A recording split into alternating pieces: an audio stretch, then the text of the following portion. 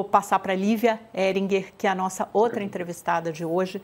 A Lívia Heringer é especialista em direito tributário e agora a gente vai contemplar com ela um pouco dessa visão do aspecto jurídico.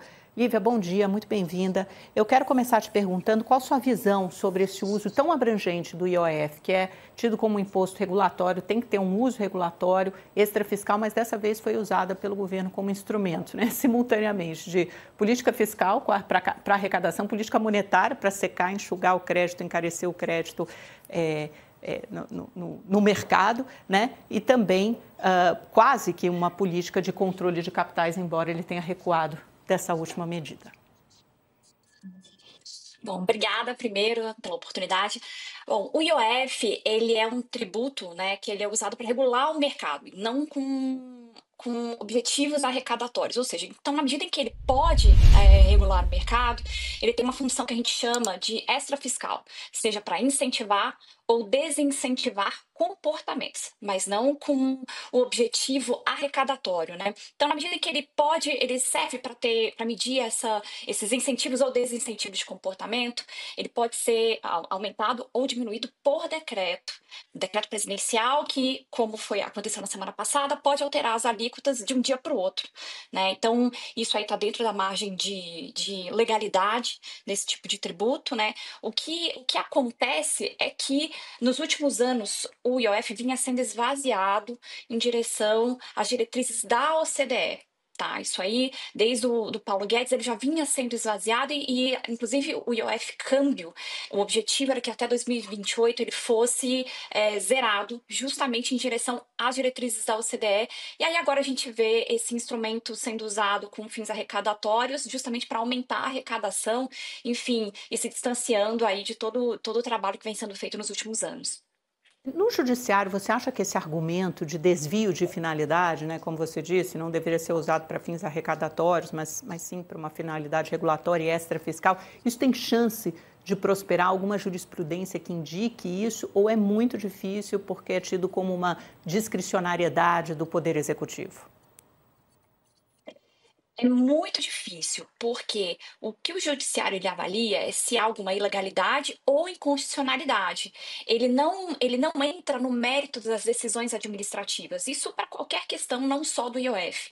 Estando dentro dos limites da legalidade, da constitucionalidade, o judiciário não avalia e ele fala que o administrador ele agiu dentro das balizas ali, da moldura que ele podia atuar. Que é justamente o que acontece aqui, muito embora a gente saiba que os objetivos são claramente arrecadatórios, mas é muito difícil você entrar na intenção, do legislador. Por isso eu acredito que a melhor alternativa seja via legislativo mesmo, seja via decreto. O que pode ser questionado aqui, no meu entendimento, é que foram várias as alterações de IOF, Foi câmbio, crédito e também teve alteração no VGBL, mas o que pode ser alterado pela via do judiciário, questionado, é a reclassificação do risco sacado como operação de crédito, porque aqui o decreto ele não tem o poder de dizer que se trata de uma operação de crédito quando pode ser uma mera venda de títulos. Então, aqui acho que tem bastante margem para questionamento no judiciário, sim. Vamos só nos aprofundar um pouquinho mais nessa questão do risco sacado. Lívia, era até minha próxima pergunta para você. Explica para o nosso telespectador, nosso internauta, exatamente o que é o risco sacado e a fonte desse questionamento. O risco sacado, ele é uma operação em que uma empresa antecipa o valor a receber de uma venda feita a prazo por meio de um título, como uma instituição financeira. Então, uma empresa vai lá, faz as suas vendas e pega ali a maquininha de cartão de crédito e vende esse crédito pede a antecipação desse crédito à própria instituição financeira, muitas vezes até a própria maquininha ali do cartão de crédito, Isso aí eu estou falando de empresas pequenas, mas isso pode ser feito no varejo, enfim, com grandes empresas. Então, é nessa medida em que essa operação, hoje em dia, ela está num limbo. Hoje em dia ela não é tributada porque ela está num limbo, e aí o decreto veio e falou, é uma operação de crédito, mas, a meu ver, o decreto não pode falar que é uma operação de crédito, porque, na verdade, é uma antecipação de um título de crédito. Entendi. Mas é de um título, As não de americanas, crédito. né? Isso ficou muito conhecido lá Exatamente. no episódio das americanas, que usava muito essa operação de risco sacado. Lívia, em suma, você está dizendo que o caminho jurídico para questionamento é muito estreito, que teria que ser um caminho político.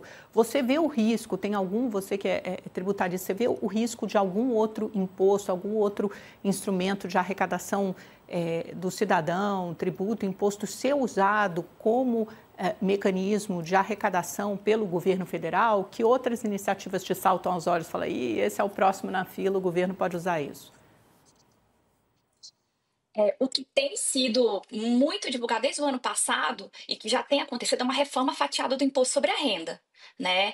O imposto sobre a renda ele já teve várias alterações ao longo do ano passado, só que ele tem sido feito de forma fatiada, de pouco em pouco, e quando foi feita a reforma tributária sobre o consumo, um dos pontos a serem alterados seria o imposto sobre a renda de uma forma um pouco mais sistematizada, né? Então, ainda podem vir novas mudanças no imposto sobre a renda, aí de forma a aumentar a arrecadação, mas diferente do IOF, o imposto sobre a renda ele tem que obedecer aos princípios da anterioridade. Então, ele passaria a valer a partir do ano que vem e não a partir desse ano. Já por isso que o IOF ele é um instrumento tão fácil de ser usado pelo executivo para poder ter esse efeito arrecadatório. Mas, a meu ver, seria o imposto sobre a renda a próxima bola da vez aí. Rapidamente, você vê como algum risco nessa medida que está sendo discutida no Congresso agora, que é de zerar o imposto de renda para quem ganha até R$5.000? Não, agora, assim, a medida de redução do imposto sobre a renda, na verdade, inclusive o aumento do IOF foi uma das formas de se compensar essa perda arrecadatória, né? Mas ainda a gente vai discutir, também foi discutido agora o imposto mínimo, né, sobre a renda, agora nos últimos 2 meses. Tem esse projeto de lei que já está sendo votado, vai ser votado nos próximos meses, então tem esse risco sim.